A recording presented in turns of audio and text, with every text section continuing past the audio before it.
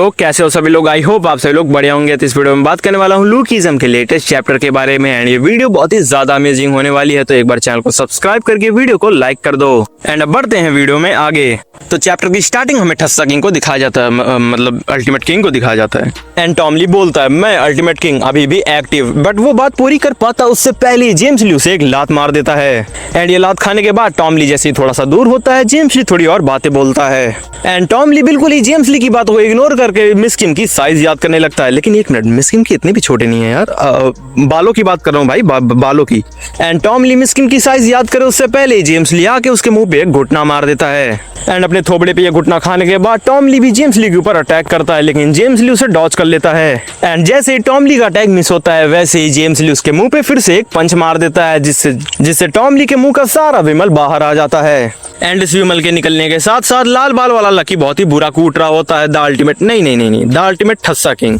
And इतना पिटने के साथ साथ टॉम ली अपने मन में सोच रहा होता है कि मुझे इस समय वैसा फील आ रहा है जैसा मुझे उस टाइम पे आया था, मतलब ये गैब्रम किंग के साथ फाइट की बात कर रहा है एंड टॉम ली बोलता है कि मुझे इस टाइम पे इसका ऑरा बिल्कुल ही उसकी तरह लग रहा है। लेकिन एक मिनट, भाई ने ऐसा कौन सा गैब्रम किंग का छोटा गैब्रम किंग ले रखा है कि भाई को बीच फाइट में फील हो रहा है ठस्सा किंग। और जेम्स ली से इतना पिटने के बाद टॉम ली थोड़ा सा रिएक्ट करता है एंड अपने हाथ को जेम्स के पिछवाड़े में डाल देता है। मुझे तुम पहले एक बात बताओ कि इस ठस्सा किंग को हुआ क्या है, कभी ये बीच फाइट में मिस किंग की साइज याद कर रहा है तो कभी किसी के पिछवाड़े में हाथ डाल रहा है। अबे भाई हो क्या गया इसे। एंड टॉम ली का पूरा हाथ जाने के बाद भी हमें जेम्स ली का कोई रिएक्शन नहीं मिलता। कमाल की कैपेसिटी है भाई की। एंड टॉम ली ने जिस पोजीशन में जेम्स ली को पकड़ा था वो उसी पोजीशन में उसे बहुत ही तेज जकड़ने लगता है एंड टॉम ली कुछ करे उससे पहले ही जेम्स ली उसे खींच के घुसंड मारता है जिसके वजह से टॉम ली कुछ समय के लिए विंजिन बन जाता है एंड इस सबसे रिकवर होकर टॉम ली थोड़ा सा रिएक्ट करता है उससे पहले ही जेम्स ली उसे 2-3 और लाते बचा देता है और इतनी सारी लाते खाने के बाद टॉम ली वहीं पे गिर जाता है जिससे जेम्स ली को लगता है कि टॉम ली निपट चुका है एंड वो वहां से जाने लगता है एंड जेम्स ली वहां से जाते जाते उन बंदों से कहता है जो कि वहां पे खड़े होते हैं, वो कहता है कि इसे ले जाओ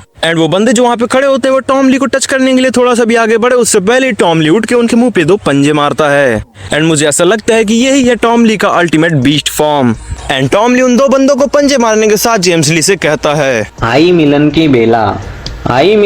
बेला भैया पादून पादून मेला त्याला 4 जणांनी नेला त्याचा पंचनामा केला भैया। एंड ये सुन के जेम्स ली छोटी सी स्माइल देता है एंड वो कहता है कि हारने के बाद इंसान का दोबारा उठना उसे कितना बोरिंग बना देता है, क्या तू फाइट भी कर पाएगा। एंड यहाँ पर जैसे ही जेम्स ली अपनी बात को पूरा करने वाला होता है उतने में आके टॉम ली उसे एक पंच मार देता है एंड उसे हवा में उड़ा देता है एंड टॉम ली जेम्स ली को हवा में ही बहुत सारे पंचेस मारता है एंड इतना पिटने के साथ जेम्स ली भी अपने पास्ट को याद करने लगता है एंड वो पास्ट में याद कर रहा होता है कैप्रियन किम को, मतलब कि जब जेम्स ली कैप्रियन किम को मारने गया होगा तब उसकी फाइट उससे जरूरी हुई होगी एंड वो इसी को याद कर रहा होता है एंड जैसे ही जेम्स ली ये सब याद कर रहा होता है टॉम ली एक लास्ट अटैक तैयार कर रहा होता है जेम्स ली को मारने के लिए एंड वो जैसे ही वो अटैक लॉन्च करता है जेम्स ली के वो अटैक बस ऐसा लग रहा होता है कि लगने वाला है, तभी जेम्स ली मुस्कुरा कर वो अटैक डॉज कर लेता है एंड जैसे ही जेम्स ली टॉम ली के अटैक को डॉज करता है उसी के साथ हमें एक स्टैचू दिखाया जाता है जिसपे बस ब्लड ही ब्लड होता है एंड ये स्टैचू दिखाने के साथ हमें नेक्स्ट पैनल दिखाया जाता है एंड वहीं पे हमें किसी बंदे को दिखाया जाता है जिसके साथ कुछ और लोग होते हैं एंड वो किसी को ढूंढ रहे होते हैं